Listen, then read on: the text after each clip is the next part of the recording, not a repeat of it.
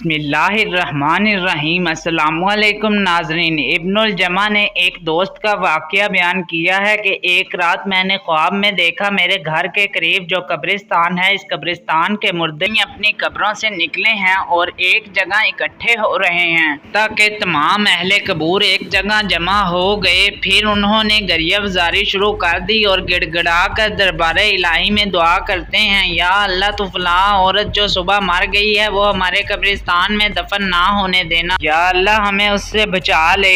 गरियावजारी सुनकर मैंने एक मुर्दे से पूछा, माजरा क्या है, तुम क्यों ये दुआ कर रहे हो? उसने ये बताया, जो औरत आज मरी है जहन्नुमी है, अगर ये हमारे कब्रिस्तान में दफन कर देंगे तो हमें उसका अजाब देखने में तकलीफ होगी, इसलिए हम ये गरियावजारी कर रहे हैं और गिड़गिड़ा कर दुआएं मांग रहे हैं। ये सुनकर मैं बेदार हो गया और सख्त मुताज्जिब हुआ। सुबह हुई तो कब्रिस्तान की तरफ निकला और देखा कि गोरकन कब्र खोद चुके हैं। मैंने उनसे पूछा, ये किस लिए बनाई गई है? उन्होंने बताया, एक मालदार ताजर की बीवी फौत हो गई है, ये कब्र उसके लिए खोदी गई है। मैंने उनको रात वाला मंजर बता दिया। कब्र खोदने वालों ने वाकया सुनकर कब्र बंद कर दी।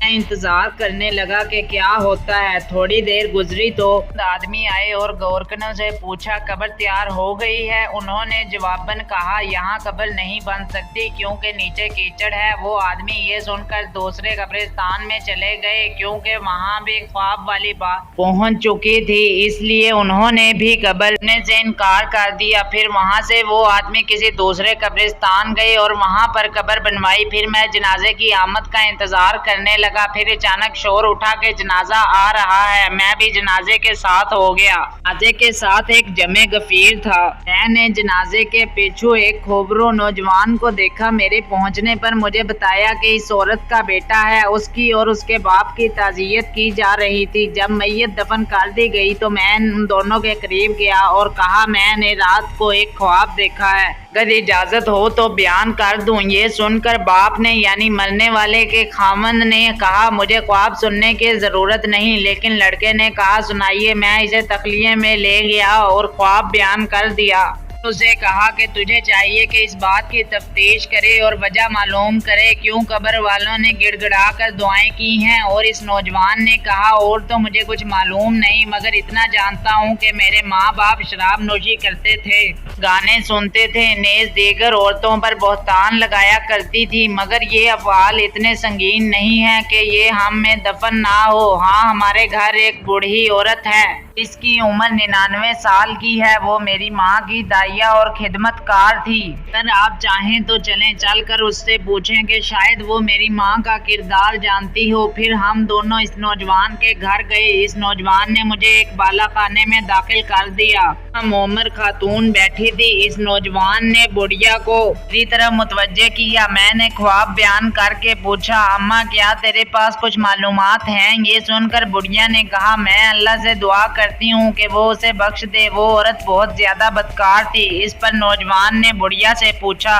मेरी माँ शराब नोशी, गाना सुनने और औरतों पर बहतान लगाने के सिवा भी गुनाह करती थी। बुढ़िया ने कहा, बेटा अगर तुम बुरा ना माने तो मैं बता देती हूँ, क्योंकि इस आदमी ने जो ख्वाब बयान किया है ये तेरी माँ के गुनाहों के सामने मामूली है। ये सुनकर नौजवान ने कहा, मैं चाहता हूँ कि तू हमें बताए कि हम ऐसे किरदार से बच जाएं और इबरत हासिल करें। ये सुनकर बुढ़िया रोने लगी। खुदा ताला जानता है कि मैं कई साल से तौबा कर चुकी हूँ, मुझे उम्मीद थी कि तेरी माँ भी तौबा कर लेगी, तो उसने तौबा नहीं की। अब मैं तुम्हें 3 कारनामे तेरी माँ के सुनाती हूँ। तो इस बुढ़िया ने इस औरत के लड़के को मुखातिब करके कहा, तेरी माँ बहुत बड़ी बदकार थी। हर दिन 1-2 नौजवान उसके घर आते थे, इनसे वो अपनी ख्वाहिश पूरी करती थी, और तेरा बाप बाजार में काम करता था। फिर तू जब जवानी को पहुंचा तो निहायत खूबरू जवान था। मैं देखा करती थी कि तेरी माँ तेरी तरफ शहवत की नजर से देखा करती थी, हत्ता कि मैंने ये सुनकर तेरी माँ से कहा, बेटी यहाँ तक क्यों जाती है? तेरे लिए और भी बहुत से नौजवान हैं जिनसे तू अपनी ख्वाहिश पूरी कर सकती है, लिहाजा बेटी तू अल्लाह ताला से डर और इस इरादे से बाज आ जाओ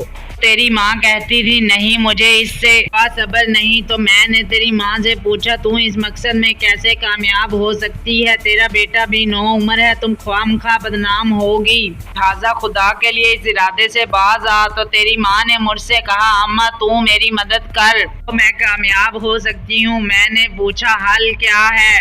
तेरी माँ ने कहा जा फलां गली के मकान में एक अर्जनवेस है, वो खत लिखकर मर्दों को औरतों से मिलाप कराता है, उजरत लेता है। तू इसको कह के वो मेरे बेटे को तहरीर लिखे और नाम लिए बगैर कहे कि एक दोशीज़ा तुझसे इश्क की हद तक मोहब्बत करती है, वो तुझसे फलां जगह फलां वक्त मिलना चाहती है। इस बुढ़िया औरत ने कहा कि ने ऐसा ही किया और जब तुझे मैंने वो खत दिया तो तू भी फरेफ्ता हो गया और तूने लिख दिया मुझे मंजूर है, फलां वक्त मैं आ जाऊंगा। तो मैंने तेरी माँ को खत लिख कर दे दिया।